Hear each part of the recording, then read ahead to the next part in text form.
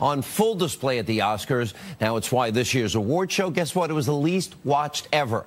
Now, tonight, we're going to be calling out these Hollywood leftist hypocrites, and also brand new, a major development. All roads in the so-called Russia investigation lead directly back to Hillary Clinton, and we've got the map. John Solomon reporting that the Australian diplomat who helped start the Russia investigation has deep ties to the Clinton, and according to Solomon, this diplomat actually helped secure $25 million in funding for the Clinton Foundation.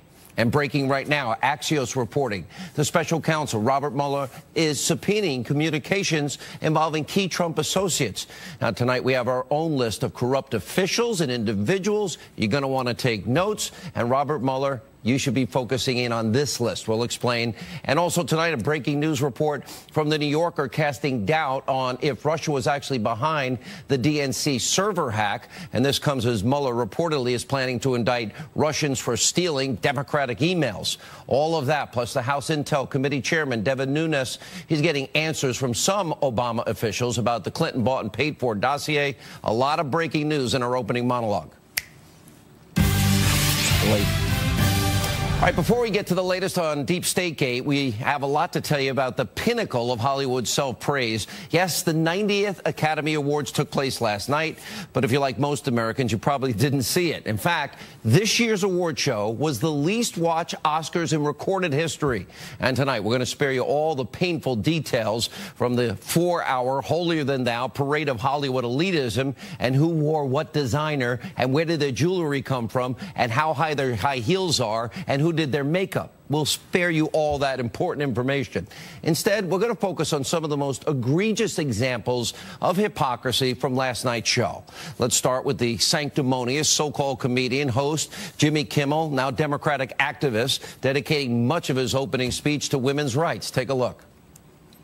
I hope you will listen to many brave and outspoken supporters of movements like Me Too and Time's Up and Never Again, because what they're doing is important. Things are changing for the better. They're making sure of that. It is positive change. This is a night for positivity. All right, of course, Kimmel, he was not the only person to extol the virtues of Hollywood's newfound feminist movement. Now, Best Actress winner Frances McDormand, she used her acceptance speech to honor women across the industry with a special shout-out to crowd favorite Meryl Streep. Take a look at this. If I may be so honored to have all the female nominees in every category stand with me in this room tonight. The actors. Meryl, if you do it, everybody else will. Come on. That's right, Hollywood. Follow Meryl Streep's lead and stand up for women. Now, just like she did with Harvey Weinstein, for years, Streep even called Weinstein a god. All while Weinstein's horrific misdeeds were well known all over town. Watch this. I just want to thank my agent, Kevin Uvain, and God, Harvey Weinstein.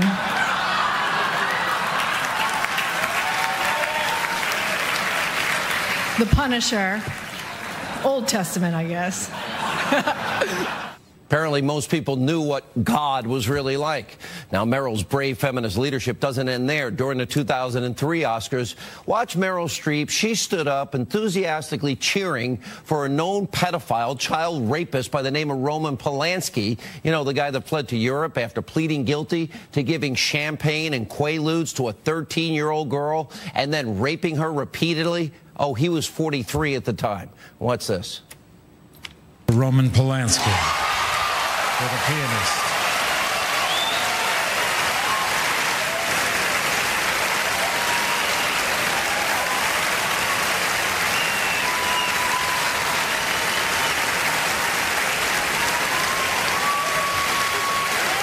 A standing ovation for a pedophile child rapist, one of the loudest applauses in Oscars history. Now, Polanski was awarded for an Oscar for Best Director, but Hollywood support for Polanski didn't stop at that award.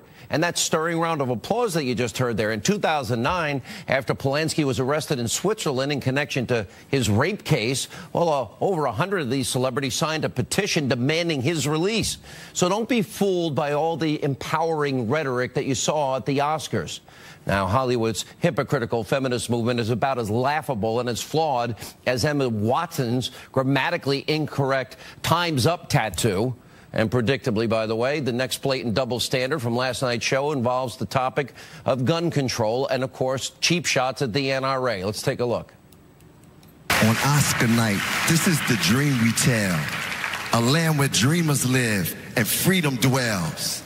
Immigrants get the benefits. We put up monuments for the feminists. Tell the NRA they in God's way. And to the people of Parkland, we say Ashe. All right, let's not forget that while the entertainment industry, all these overpaid actors and actresses are pushing increased government restrictions on your right to bear arms, well, they're also protected by heavily armed personnel. In a lot of cases, 24/7. Now, this includes last night's Academy Awards, which was safeguarded by over 500 LAPD officers, the LAPD bomb squad, and other federal officials. So while Hollywood rejects an increase of armed security presence at our schools, well, they're the ones who enjoy the protection of hundreds of professionally trained members of law enforcement that have guns and carry them and had them last night. And while Hollywood makes fun of Americans, the ones that want to protect themselves and arm their families and protect them as well, they're the ones that utilize the services of armed security.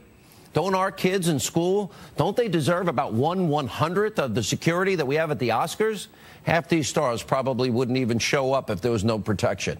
Now, if Hollywood is wondering why the ratings for their biggest award show is in a free fall, perhaps they might want to do a little soul searching and self-reflection, introspection. Americans don't want to be lectured from hypocrites about women's rights from a group of people who actively supported monsters like Harvey Weinstein and Roman Polanski. And Americans don't want to hear about responsible gun ownership from a group of people who have never been responsible for their own personal security. And Americans sure as hell, they don't want to hear about global warming from a group of people who jet set around the world on their private jets and want us to stop driving SUVs and Dodge Caravans for our kids. Now, maybe at next year's show, the leftists in Hollywood should just leave the politics at the door. All right, also new this hour, this is a massive development. All roads in the Russia investigation are leading directly back to one person, Hillary Clinton. Now, John Solomon, who'll join us tonight, is reporting that the Australian diplomat who helped trigger the start of the Russia investigation has deep connections to Bill and Hillary Clinton. And according to the New York Times, well, Downer is the person, former Trump campaign associate, that George Papadopoulos got drunk with at that London nightclub and then started talking about Russia having dirt on Hillary Clinton. And 2 months later, Downer then told Australian officials about the conversation, who then told American intelligence. Four-way hearsay, as my friend Greg Jarrett says. And Solomon is reporting tonight that Alexander Downer, well, he helped secure $25 million for funding for the Clinton Foundation starting back in 2006. Now, bipartisan lawmakers are telling Solomon tonight that Downer's ties to the Clintons were never previously disclosed to Congress. Shocking. And Solomon's also reporting that Downer met with Bill Clinton in 2006 and with Hillary Clinton when she was Secretary of State in 2009. Now, we did reach out to Hillary Clinton for comment. Shocking, she never got back to us. But her spokesperson did reply to Solomon and said that Hillary was unaware of possible contacts between her campaign and Downer. In a statement that they gave to The Hill, Australia's foreign ministry declined to answer questions about whether Downer had any contact with Clinton associates around the same time he helped start the Russia investigation. This is a big report tonight. It takes a lot, by the way, if you start connecting the dots, and you can begin to see Clinton has her hands in everything here. All the evidence that was used to start and further the Russia investigation all came from cronies and associates, whether people that were being paid by the Clintons or knew the Clintons. And on top of Alexander Downer, we have Clinton paying over $10 million to fund this dossier that we now know is full of Russian and Russian government lies. The FBI then takes the unverified dossier going against their own protocols. They lie to a FISA judge about who paid for it. They hide that important fact to get the warrant to spy on Trump campaign associate Carter Page, who's sitting right next to me now. And there's also a former State Department official, Jonathan Weiner, who admitted in a Washington Post op-ed to meeting with Christopher Steele and said he was being fed even more anti-Trump information by longtime Clinton allies like Sid Vicious Blumenthal and Cody Shearer. And as we learn more and more information about this massive developing scandal, one thing is clear. Hillary Clinton's at the center of everything. And also breaking now, 2 stories about special counsel Mueller's investigative creep. Axios is now reporting that the special counsel, Robert Mueller, he's now beginning to subpoena all communications as it relates to an unidentified witness and what meetings they might have had or contacts with key Trump associates going back all the way to November 2015. Now, these communications include emails, text messages, and even handwritten notes. And there are several other reports that Mueller is also now investigating the UAE trying to influence the Trump White House. So Robert Mueller needs to explain what the heck any of this has to do with Trump-Russia collusion. Trump-UAE collusion, is that the next step? This is beyond Mueller's mandate because the entire investigation was supposed to be about Trump-Russia collusion. But since that evidence doesn't exist, well, Mueller's now conducting his witch hunt, and he's shaking people down, hoping that he'll be able to charge them with something, anything, even if that has nothing to do with Russia. And since Mueller is so interested in these subpoenas and getting information out of people, well, we decided to put together a few questions we'd like answered on behalf of the American people, you. Now, let's start with Mueller himself. He should turn over all emails, text messages, handwritten notes from when he was the FBI director about why he didn't listen to an FBI informant, the guy that discovered Vladimir Putin had a group of people in this country, an organization, all trying to get a foothold in America's uranium market. And if Mueller wants to conduct a real investigation, I think he should subpoena all communications from the key players involved in a scandal, by the way, where we have real collusion. Now, take a look at the side of your screen. All of those people there are people that Mueller needs to be issuing subpoenas to. You have officials from the FBI like Comey and Andrew McCabe, former Attorney General Loretta Lynch. You got the lovebirds, Peter Strzok and Lisa Page. You got former Obama intelligence officials, key Clinton allies, and even members of Mueller's own team like Andrew Weissman and Jeannie Ray. Now, all these people either have ties to the real Russia scandal or are unimaginably corrupt. So it's time that we start getting some answers. Now, in addition to all this new information, well, we now know another massive bombshell that's breaking tonight, hidden in an article from The New Yorker about former British spy Christopher Steele. It's a major revelation. Well, in the dossier, Steele's Russian sources told him that the hack of the DNC, the emails, the servers, quote, involved agents within the Democratic Party structure itself. Oh, not Russia, as well as Russian cyber operators based in the U.S. and state-sponsored Russian cyber actors. This information is key because, according to new reports, the special counsel, Mueller, is likely going to indict Russians for hacking Democratic emails. There are a few key points, though. Mueller can indict all the Russians he wants, but they're never going to be extradited to face any charges here. So what is Mueller really doing? It's nothing short of a cheap political statement on his part to advance his narrative. Of course, he has all the people that donated to Clinton, Obama, and the DNC on his team. Now, there's one way he'll never get to take any of these Russians or talk to them. Now, if these reports are true, and if Mueller wants to go down the road of hacking, and if he actually cares about truth, then maybe Mueller should talk to the one person on earth that would know, and that would be WikiLeaks founder Julian Assange. Now, Assange is the one person in the world that would know where the emails came from before he put it up on WikiLeaks. Now, unlike Mueller, I actually took the time. I went to the Ecuadorian embassy in London. I talked to Julian Assange. He's the one that posted the emails. And Assange flat out denied that the emails ever came from Russia or any state. Here's what Assange told me. Did Russia give you this information or anybody associated with Russia? Our source is not a state party. So the answer for our interactions is no. You did not get this information about the DNC, John Podesta's emails. Can you tell the American people 1,000% you did not get it from Russia or anybody associated with Russia? We can say, we have said repeatedly over the last 2 months that our source is not the Russian government and it is not a state party. I've interviewed Assange 5 times. He has repeatedly and consistently said it was not from Russia nor any state.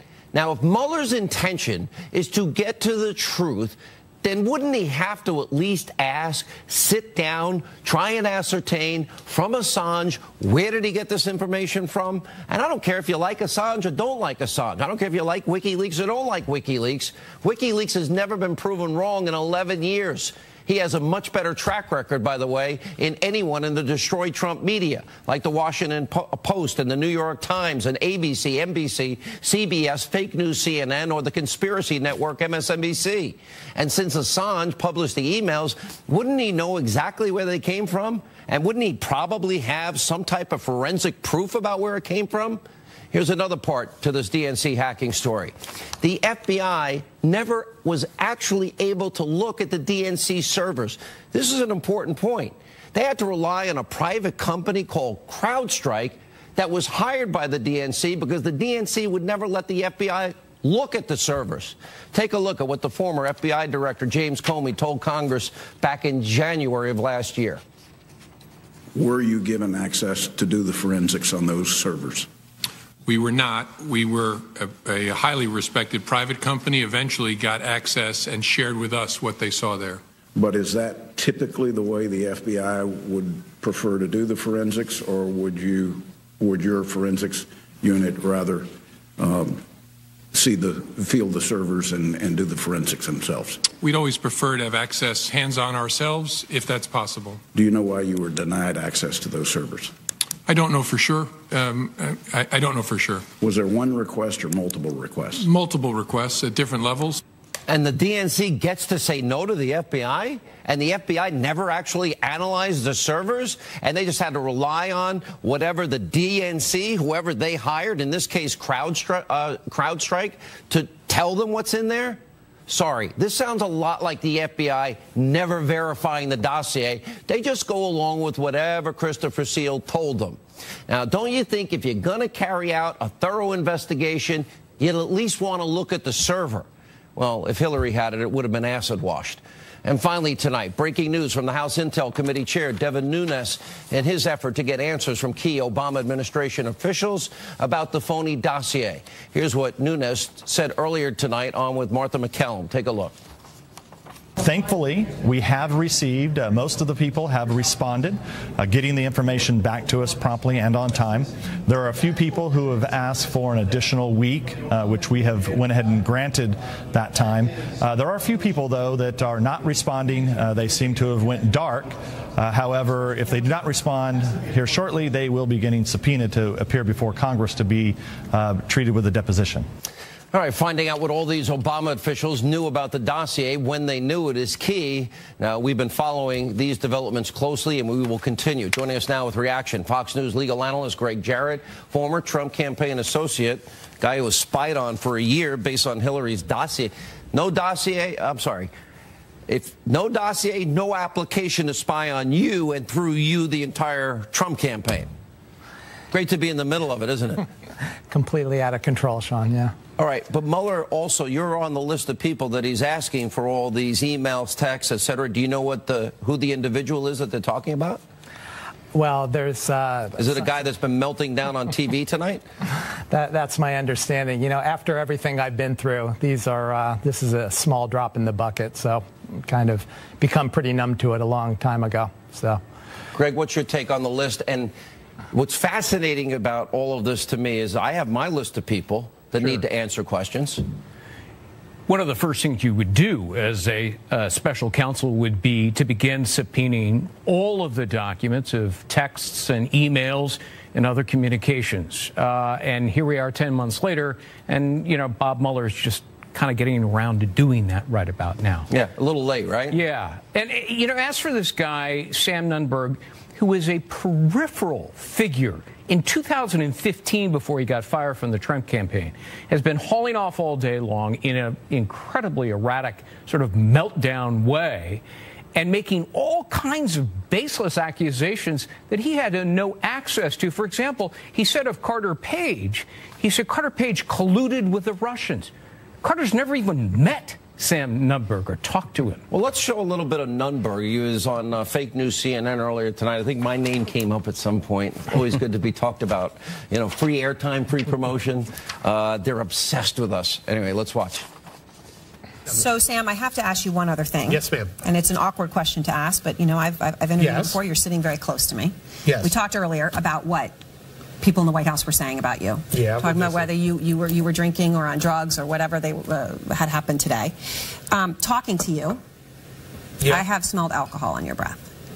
Well, I have not had a drink. You haven't had a drink, so that's not true. No. So I just, because it is the talk out there, again, I know it's awkward, let me just give you the question. You can categorically answer that. No, you had a drink today? My answer is no. Let's go after the guy that appears to be having a national meltdown and then say, oh, I smell booze on your breath. Not me. I didn't have one drink. There's been a lot of people that have been quite intoxicated for over a year and a half now, so there's nothing new here. Okay, well, how are you going to respond to Mueller? You know, I've been cooperative with anyone that wants to talk to me. I think the more the truth gets out there, the better. So, is there anything you're hearing Nunberg says that resonates in your mind as truth? I was called by dozens of reporters today, and they were asking me for a reaction. I just said, well, ask them where the facts are. You know, everything should be based on facts, and unfortunately, it's been pretty seldom focused on that thus far. And now you talk about investigative creep. Now we're looking into the Emirates. Now we're looking into Sam Nunberg and what they know about him. Right. And I'm just, where's the Trump-Russia collusion? Because even last week on The View, you know, Mr. TV himself, Adam Schiff, said there is nothing. He couldn't name any evidence. Yeah, he's finally backtracking. He was the driving force on every television show he could get in front of a camera on that said Trump-Russian collusion, we're going to prove it. There's all kinds of compelling evidence, he said. Now he doesn't have a shred of evidence. 3 congressional committees have investigated for a year and a half, not a scintilla of evidence of Trump-Russian collusion. Bob Mueller's been at it for 10 months, no evidence of collusion.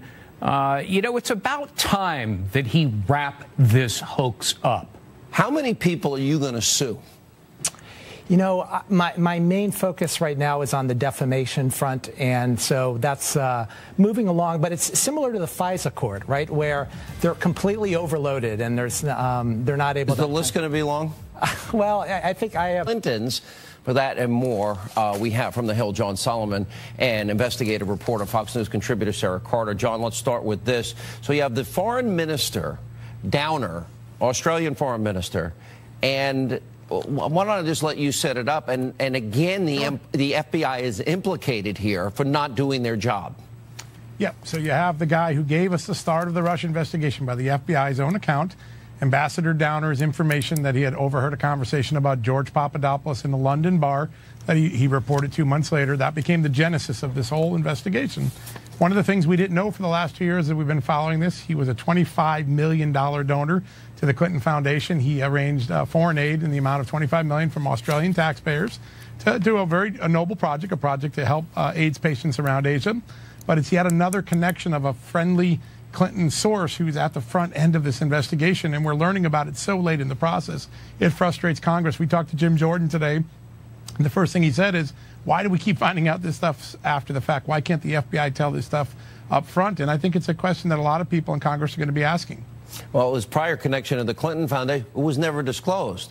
So, again, everything always goes back to the Clintons and who they know, and, you know, that's Sidney Blumenthal, that's everybody that is providing all this, feeding this information, including Hillary paying for the dossier, they're all Clinton cronies. By the public information we have, there's only 4 sources of information that the FBI used to predicate or start its investigation.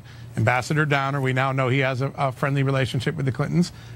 Christopher Steele, we know he was paid by the Clintons. Christopher Steele talks to Mike Isikoff, the reporter, and Isikoff's stories then used. And the last one is Sidney Blumenthal and his friend Cody Scherer routing information to the State Department to get to Steele, to get to the FBI. all 4 pillars of the initial investigation of the Russia collusion, alleged Russia collusion that hasn't been proven, all start with someone close to the Clintons. And I think that's the picture that now concerns Congress. All right, Sarah, you have an interesting piece out, the case for or against a special prosecutor to investigate the investigators. Now, we do know that the Inspector General, Horowitz, we expect a report that he's been working on a pretty long time to be coming out, perhaps maybe even this week, next week, or at least very shortly. But the Inspector General has no prosecutorial powers. We know certain facts here. We know that in the FISA warrant, there was never, they knew that, in fact, Hillary had bought and paid for it. They didn't tell in the original application the judge that, in fact, that was the case. It was a special footnote, may have political orientation. That tells nothing to the judge. So they purposely withheld that information, and every subsequent renewal of that application, 3 times, again, they don't tell the judge, and everybody knew that the basis for it was the dossier, or to quote the former Deputy FBI Director McCabe, no dossier, no FISA warrant application even. Correct. And look, the Inspector General, the Department of Justice has been advocating that the Inspector General, and they've put him in charge, Michael Horowitz, of this investigation into FISA abuse. But everyone, there is a growing chorus now within the Republican Republican lawmakers that are saying we really need to step outside of the DOJ and the FBI and call a special counsel to investigate this. Why? Because one, the Inspector General just doesn't have the resources to conduct such a massive investigation. This is what it's going to need. And you can't have the fox guarding the hen house. You basically can't have the DOJ investigating itself. And this is the 2 main arguments. Now, the DOJ would say, no, look, this is his purview. He needs to be able to do his job, and his job is to investigate the FBI, investigate those people within the DOJ that they believe broke the law. But you brought up a good point, Sean. I mean, he can refer for prosecution, but he can't prosecute himself, right? He is not a prosecutor. He can put the report together and then refer to prosecution. And I think the problem is we already know the laws. We know that they purposefully, they didn't verify the facts, and they misled FISA judges. That's a fact. Right. That's a violation of law.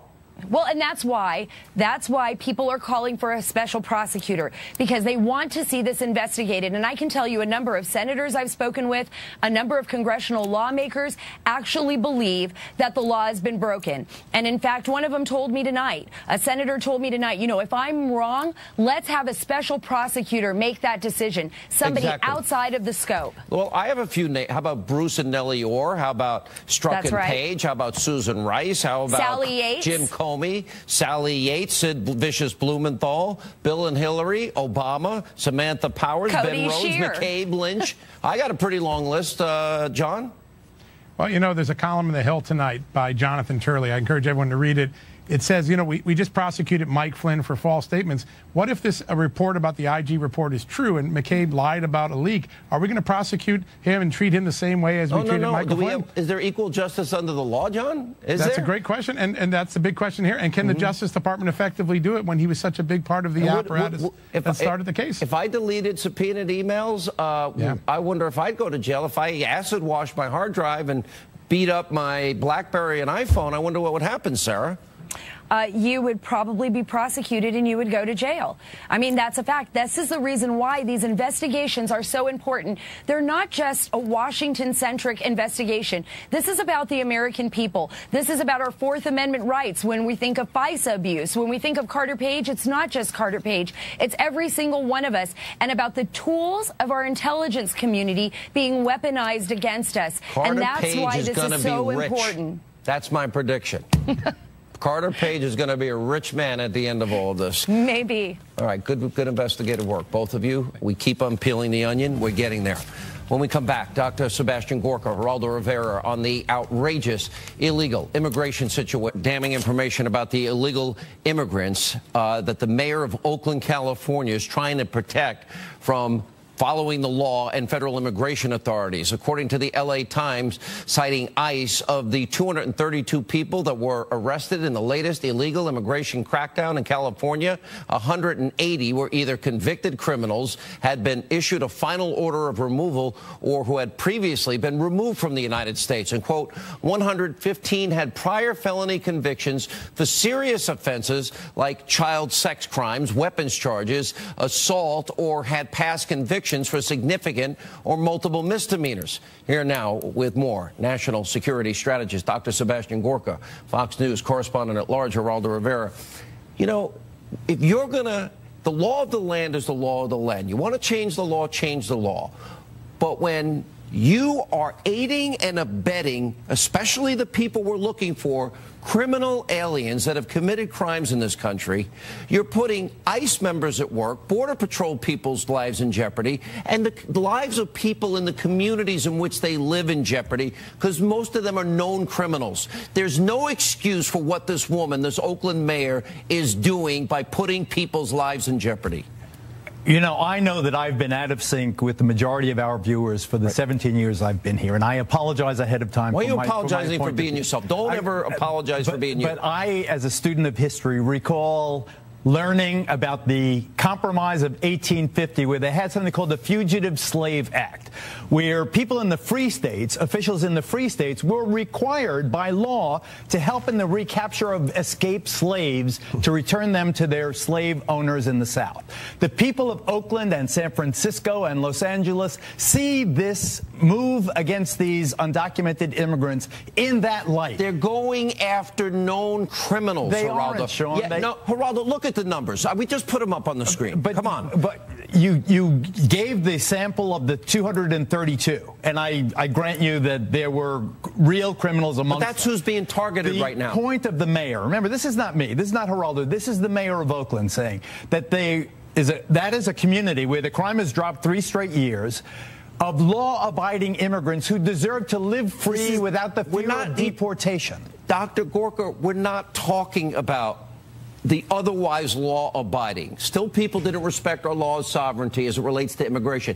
That's not who we are talking about, though, here. Sure, and we're not talking about slaves being recaptured. The analogy is specious and fallacious. These are criminals. If you came here illegally, you're not undocumented, you're a criminal. And secondly, more than 100 people who are actually convicted felons, not suspected of crimes, convicted of violent felonies in America. Why are we creating sanctuary cities for criminals? It's insane. Are we a nation of rule of law or not? Dr. Gorka, isn't that decision, whether or not to create a sanctuary city, isn't that for that city to decide or that state to decide? When the founding fathers created the federal system, they said the president. Aren't you the for president states' is in rights? charge Isn't of that immigration. Your whole philosophy, states' rights?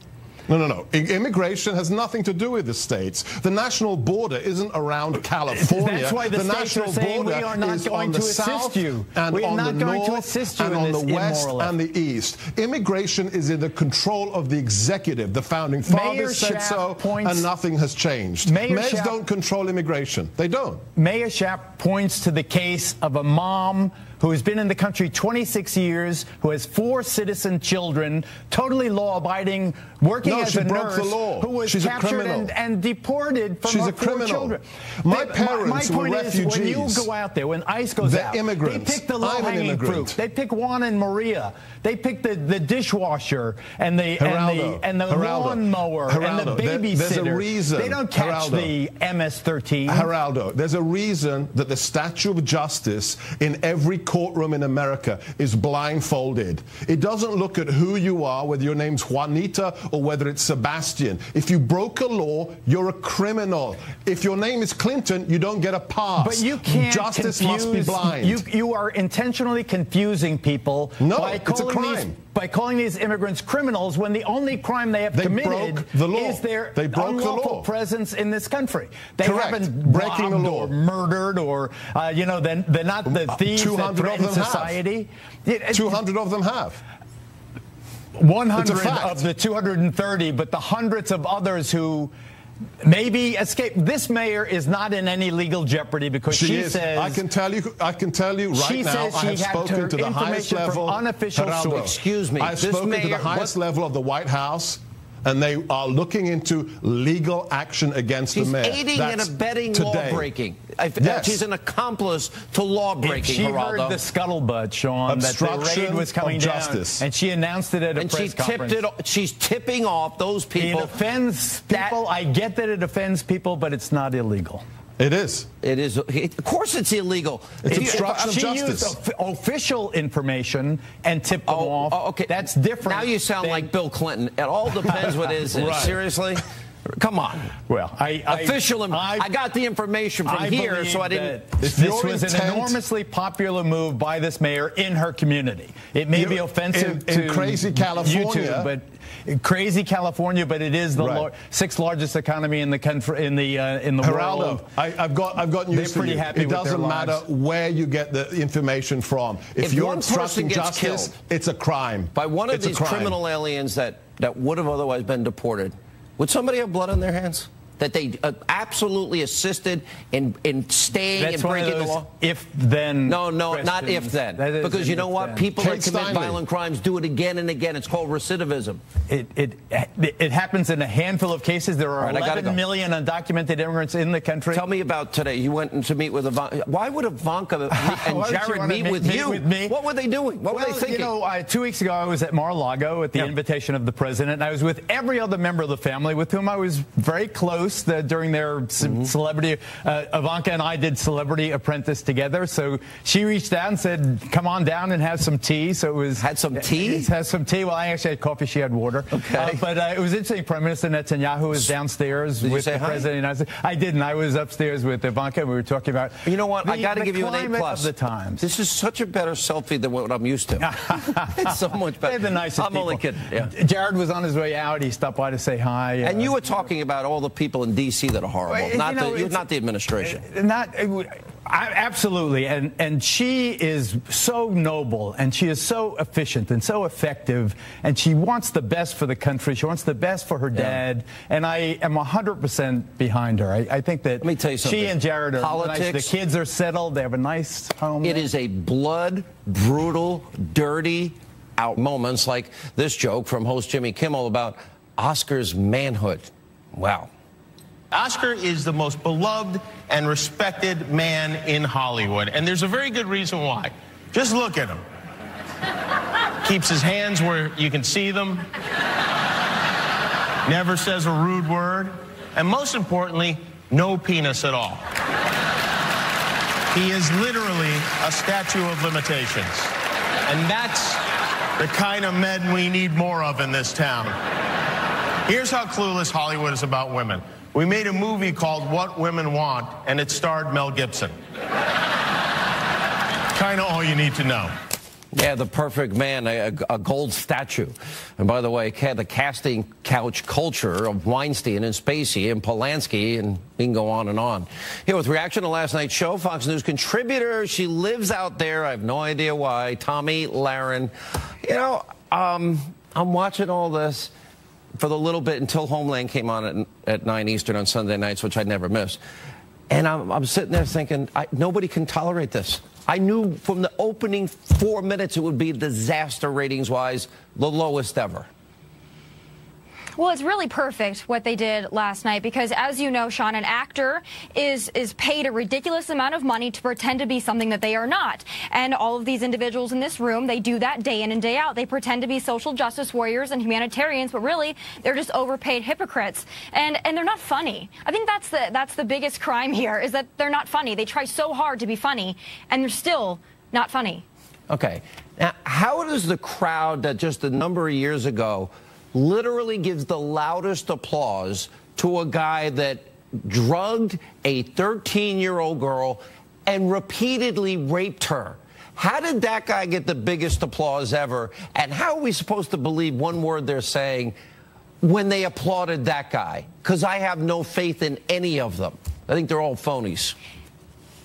there is nothing more phony than the Me Too and Time's Up movement when it comes to Hollywood. It should be hashtag we all knew. It should be hashtag we all knew and said nothing until it was trendy to speak up. I think that that's what I have a biggest problem with, is that even those that are interviewing people on the red carpet, those that are in that room, those that are friends with people that, like you said, like Weinstein, they all knew, or they had a pretty good idea, and they said nothing. They allowed it to continue, but now they dress in a certain color, they wear a pin, they make jokes about it, and somehow they think that they're doing the country good. They think that they're doing women good. They think that they're starting some kind of a movement. Now, all hypocrites. Oh, did you notice when you pull up in the red carpet in your beautiful Escalade with your armed guards, what did you see? Armed cops, armed SWAT team, arms every. If we're gonna secure the perimeter of the Oscars, can't we do that in America's school, Tommy? Well, I think that what's so great about the Second Amendment is it protects those of us that can't afford the luxury of armed security details surrounding us. I thought maybe that they would do something about their gun control message. Maybe they wouldn't have armed security guards. Maybe that would give them a little bit of legitimacy. But, of course, it's Hollywood. Yeah, that's Hollywood. That's where you live. You choose to live there. I don't know why. All right, when we come back, a major announcement and more straight ahead. Destroy Trump, hate Trump media. They weren't so entertained. That's our video of the day. When Republicans ignore the fact that this man is talking about being president for life, if they think that Donald Trump is joking, then they're fools. And I don't think they're fools. The people in the room clapping and laughing. At this point, who would clap and laugh at that? I mean, I would be stone-faced. You have to hope that it was nervous laughter. But the message that Donald Trump is sending out is, yep, if you can seize power by being an autocrat, fantastic. Poor Joe and Mika. All right, time for the Hannity hotline. Hit me with your best shot. So much fake news, that's really how it seems. Lies, cover-ups, and deception with all the chaos and schemes. Politicians and trusted officials lying to the Americans, too. Fraud and corruption at every level. Who will report what's true? Thanks, you Fox News and a man named Sean Hannity. You have worked fearlessly to stop this crazy insanity. That is amazing. If I had your address, I would send you a Hannity football. Maybe we can call back. Have anything to say? Good, bad, ugly, doesn't matter. 877-225-8587. Before we go, remember the faith-based film I produced last year? Became a big hit, Let There Be Light. It is now available on demand, on DVD, and you can get it at Walmart, Amazon.com, and everywhere. It's on Hannity.com. All right, we'll always be fair and balanced, never the Destroy Trump media. Thank you for being with us. Let not your heart be troubled. There she is. Sean. She doesn't even need an introduction. How are you? I'm good. Where's this going?